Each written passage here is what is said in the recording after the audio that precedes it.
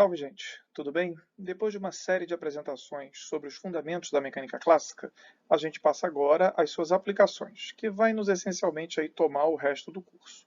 A gente começa pelos movimentos unidimensionais, porque, apesar de ser uma classe limitada de movimentos, ela é bastante simples e já ilustra alguns dos conceitos mais gerais que a gente vai ver mais tarde. Tá bom? Então, sem mais delongas, vamos lá. Antes de entrarmos no assunto de movimentos unidimensionais propriamente dito, vamos fazer uma pequena digressão aqui sobre movimentos mais gerais. A aplicação mais simples do princípio do determinismo newtoniano, o PDN, é para sistemas de partículas com apenas uma partícula, ou seja, n igual a 1. Nesse caso, a aceleração dessa partícula é, garantidamente pelo PDN, uma função da sua posição, da sua velocidade e possivelmente do tempo. Agora, uma pergunta que muito justificadamente vocês poderiam se fazer é como que existe um problema de um corpo, né? É o corpo interagindo com ele mesmo? É a partícula interagindo com ela mesma? Não, não é isso. O problema de um corpo, ele consiste de uma partícula, sim, mas interagindo com as suas vizinhanças, tá? Só que ele pode ser chamado de problema de um único corpo porque os agentes externos que influenciam a partícula causam interações que são supostas conhecidas, prescritas. A única incógnita do problema é o movimento da partícula em consideração, tá? Ilustrados aqui no slide estão 3 movimentos que são dessa forma, né? O movimento desse disco pendular aqui, que está aqui atrás aqui do quadrinho transparente, né? Deve fazer uma coisa mais ou menos assim. O movimento da Terra aqui, né, em torno do Sol, nessa elipse, né, que a gente vai ver que a Terra se movimenta em torno do Sol aqui numa elipse, tá certo? E o movimento da bola de futebol está aqui, para quem ainda não tinha visto, nesse gol fantástico do Roberto Carlos contra a França, lá em 97. O link, para quem quiser ver o gol, vai estar na descrição do vídeo, tá? Esses 3 exemplos ilustram isso que eu acabei de dizer, né? Que o resto do universo, entre aspas, está todo prescrito. A gente sabe exatamente como esses agentes, seja a corda, né? Desculpem. Seja a corda, né, aqui desse pêndulo, que está segurando o pêndulo, seja a força gravitacional que o Sol faz na Terra, seja o atrito aqui que o ar causa na bola, essas interações são supostamente conhecidas e a única incógnita é o movimento da partícula em consideração. O movimento unidimensional de uma partícula, então, é a particularização do problema de um corpo para quando o movimento acontece sobre uma reta, tá certo? E por isso, então, chamado de unidimensional. Como o movimento acontece sobre uma reta, a gente precisa apenas de uma coordenada para descrever o movimento. Então, a gente tem a posição dele aqui vai ser descrita em termos da sua coordenada x, por exemplo, e a sua aceleração que está aqui vai depender da posição x, da velocidade x ponto e possivelmente do tempo. A função força, que era uma função vetorial aqui também, vai ter apenas uma componente x, tá certo? A gente pode trocar um pouquinho a notação, na verdade só escrevi essa nova expressão para, enfim, né? Introduzir a notação V, a gente vai usar V e x ponto indiscriminadamente. E como a gente disse lá no início da apresentação, é uma classe de movimentos um pouco limitada, mas tem pelo menos um exemplo muito relevante de movimento retilíneo, que é o caso aqui da queda livre, né? Aqui a maçã e opa, aqui não está dando para ver, né?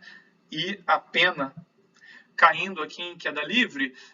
Eu aproveito essa figura, inclusive, para recomendar um vídeo que também está linkado lá na descrição, que é numa câmara de vácuo gigantesca, onde se faz vácuo e aí se solta uma bola de boliche e umas penas, e elas caem exatamente ao mesmo tempo. É uma coisa emocionante de se ver, o link está na descrição.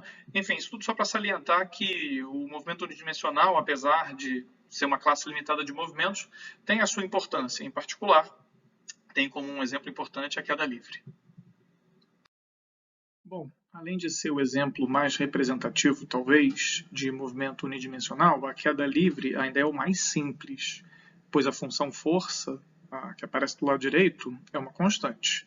Bom, a gente sabe que se a gente tem essa paisagem idílica aí que está mostrada no slide, se a gente solta uma esfera, enfim, e o desenho é grande só para ficar claro no desenho, mas a gente está sempre na aproximação de partículas. Se a gente solta uma esfera nessa paisagem, sobre ela vai atuar uma força gravitacional que é uniforme. Pelo menos se a gente não tiver altitudes extremas, né? E aqui pela figura, mesmo que a gente esteja bastante alto, a aproximação de gravidade constante ainda é excelente.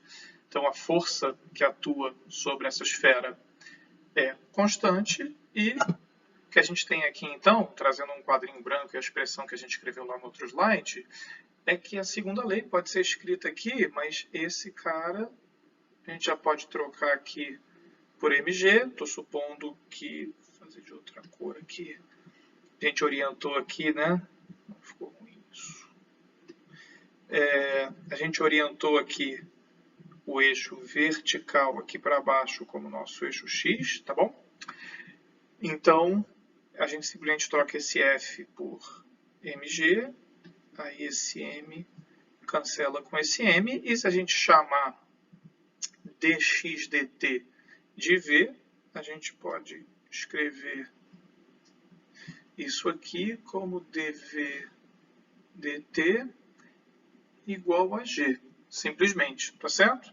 Que ao passar a diferencial aqui para esse lado e integrar, a gente tem uma integração trivial, tá certo? E em termos das integrais indefinidas, isso aqui fica simplesmente a integral de um lado da v mais uma constante, que a gente não vai escrever porque vai colocar todas as constantes do lado direito, né? E enquanto que a integral de g dt dá simplesmente g vezes t, né? A integral de uma constante linear, mais uma outra constante que a gente vai chamar de v0, por razões dimensionais, tá bom? Lembrando que v é igual a dx dt. É isso? Agora a gente precisa, então, integrar esse cara, né? Então, a gente tem agora que integrar... A gente tem que integrar agora isso aqui, fazer de outra cor. A gente tem que integrar agora isso aqui, tá bom? E a gente faz exatamente a mesma coisa para chegar finalmente num x, que vai ficar a integral disso aqui mais uma constante, que é simplesmente gt2 sobre 2, a integral de t é t2 sobre 2, mais v0 vezes t, mais uma constante, tá bom? E essa, como vocês já sabem, não é nada surpreendente, é a solução para o movimento de queda livre.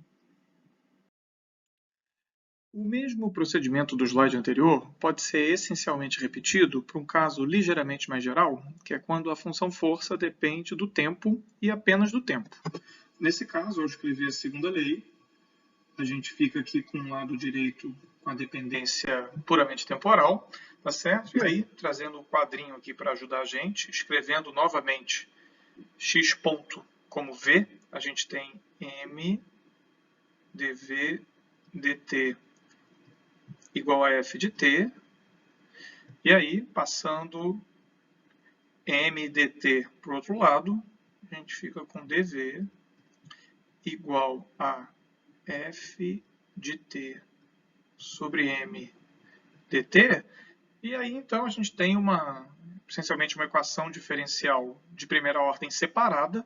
Então, para integrá-la, basta integrar dos dois lados, e aí a gente vai organizar as constantes de integração de uma maneira um pouco diferente do slide anterior. Então, vou guardar, aqui tem o v de t, mas a gente vai guardar uma constante aqui, e aqui, ao integrar, a gente tem que integrar de um certo t0, que vai ter a ver com... é um instante no qual esse v é igual a v0, né?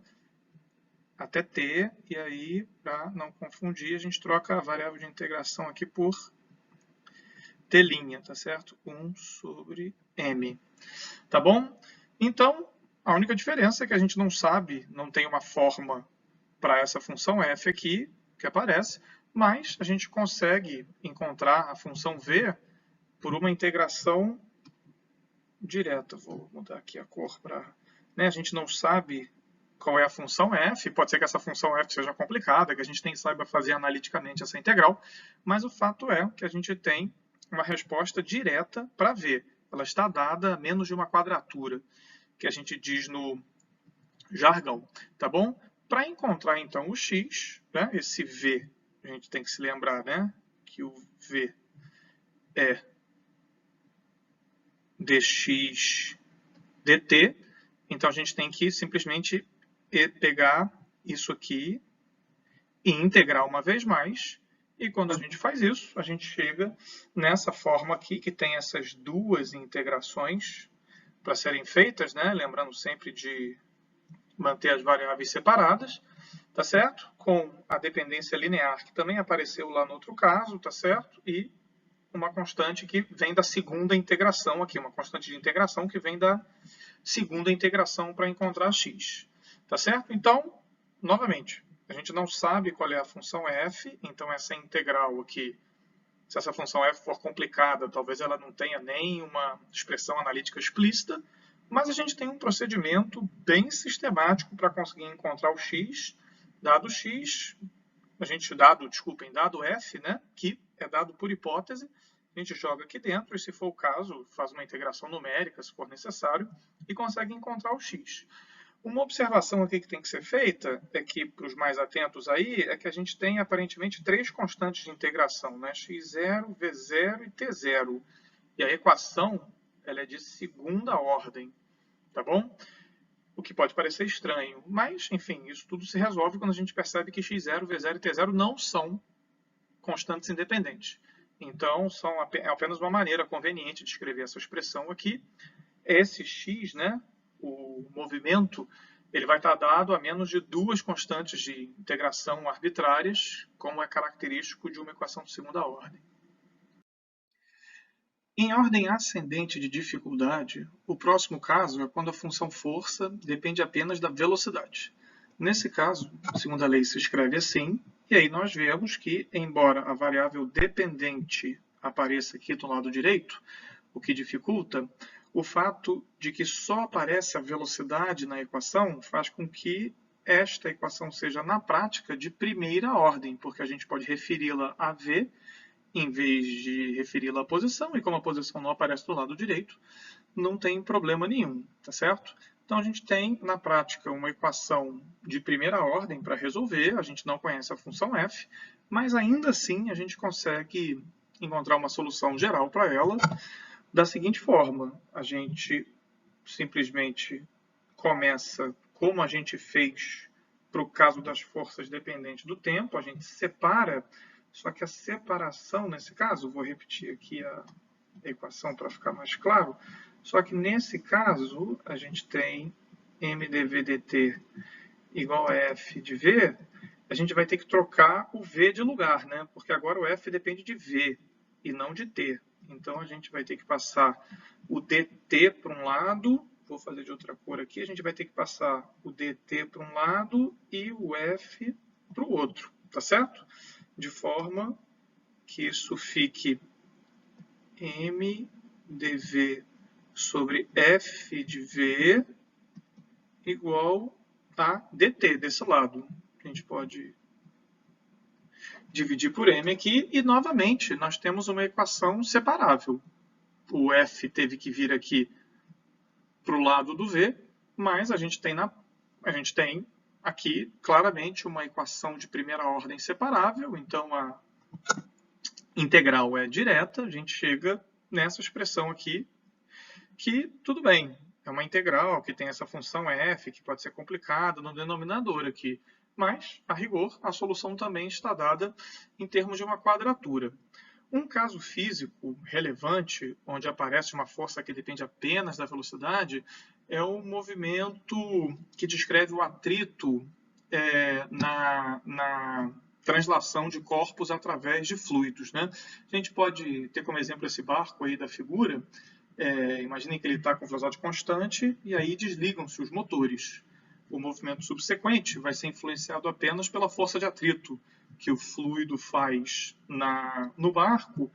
E aí, muito embora uma descrição sofisticada seja bastante complicada, a gente consegue resultados razoavelmente bons, supondo que esse F, essa função, esse atrito causado pelo líquido, ele é uma função de potência, uma função potência simples aqui da velocidade, onde esse N aqui vai depender da natureza do fluido e do corpo que está sendo transportado pelo fluido. Força aqui desenhada para cá, porque ela é sempre contrária ao movimento, estamos todos supondo, quer dizer, esse barco estava andando aqui para frente, né? Então a força de atrito vai ser para trás. Uma coisa que faltou comentar no slide anterior é que, muito embora essa expressão de fato esteja dada a menos de uma quadratura, o que a gente tem aqui no lado esquerdo, aqui, é uma função complicada de ver, né? Digamos que essa integral, né, vou escrever aqui embaixo para ficar mais claro, digamos que essa integral seja uma função g de v, tá bom? Que pode ser uma função complicada. O que essa expressão, então, está dando para a gente é uma resolução implícita de v como função de t. Quem está explicitado, na verdade, é t. A gente poderia dizer que temos, então, t como função de v. O que não é o que a gente gostaria, em geral. Muitas vezes, a quantidade de interesse, vou trocar de cor aqui, é v de t, né? E não t de v. O que faz com que a gente tenha que inverter essa expressão aqui, a gente tenha que invertê-la para v de t, que dependendo dessa função g aqui, pode ser algo complicado. Essa, inclusive, é uma das razões pelas quais esse caso é moderadamente mais difícil do que o da força dependente do tempo, porque lá não tinha esse passo da inversão, né? Pois bem, então voltando aqui para as forças de atrito dadas por leis de potência, se a gente pegar a expressão mais simples de todas, que é com n igual a 1, a gente pode... Opa, deixa eu apagar aqui para não ficar na frente. Se a gente pega o caso n igual a 1, a gente pode não apenas encontrar uma solução, como encontrar a solução geral, tá? E isso eu vou deixar como exercício para vocês. Vocês peguem essa função f aqui, substituam aqui, resolvam a integral, invertam, vocês vão achar essa expressão aqui para v, tá certo? Ou seja, esse decaimento exponencial aqui bem característico do problema de força de atrito, tá certo? Aqui a gente então mostra um gráfico, né, de como essa função se comporta. Vocês vejam aqui o decaimento. Eu perdi o mouse, deixa eu tentar trocar de cor. A gente vê aqui o decaimento bem típico, esse decaimento exponencial, tá bom? Ou seja, rapidamente, né, em tempo aqui igual a 2, essa função já caiu aí a menos de 20% do valor original, né, normalizado para 1. E notem que uma característica dessa solução também é que, muito embora a velocidade aqui caia rapidamente com o tempo, ela nunca chega a zero, porque a exponencial nunca se anula. É claro que na prática, quando esse tempo fica grande o suficiente, essa velocidade fica tão pequenininha que a gente pode considerar que ele está parado. Mas, enfim, a rigor, é um movimento ilimitado. Tá bom, gente? Então, por essa apresentação, acho que a gente pode parar por aqui. O assunto ainda vai continuar na próxima apresentação, então a gente se vê lá.